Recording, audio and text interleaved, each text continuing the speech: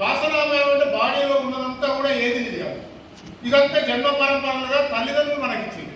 కాబట్టి ఇందులో నేనున్నా. కాబట్టి నాకేమవుతున్నాయి, జీవుని నేను మనోరూపంగా వచ్చినప్పటికీ కూడా శరీరంలో ఉన్నటువంటి ఈ జన్మ పరంపరలన్నీ కూడా నన్ను ప్రేరేపిస్తుంది, మోక్షానికి అర్హతగా కాని కాకుండా నన్ను బంధించేస్తుంది, నన్ను ఎంతో నెట్టేస్తుంది.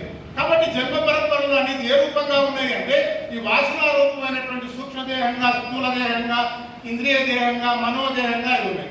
కాబట్టి జీవుడైనటువంటి వాడు ఇందులో ప్రతిఫలించినప్పటికీ కూడా ఈ ఉపాధి దోషం చేత మానవులందరికీ కూడా మోక్ష మార్గానికి రావడానికి వాళ్ళంతా కూడా సిద్ధంగా లేకపోవడానికి ఇదే కారణం ఏంటి? వాళ్ళ జన్మ సంస్కారం లేకపోవడం. ఇది 7 తరాలు కానీ, అటు 7 తరాలు కానీ, అంతకన్నా ఇంకా 700 తరాలు కానీ దీనికి సంబంధించిన విజ్ఞానం ఎక్కడా పోగు చేసుకొని లేకపోవడం. ఒకవేళ ఉండేనా వాళ్ళు తొందరగా కడతేరగలరు.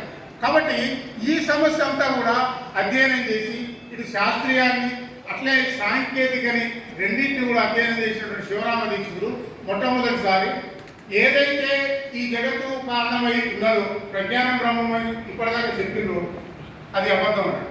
అబద్ధం అంటే మరి బ్రహ్మం ఉన్నది కదా, ఒకటి ఉండాలి కదా.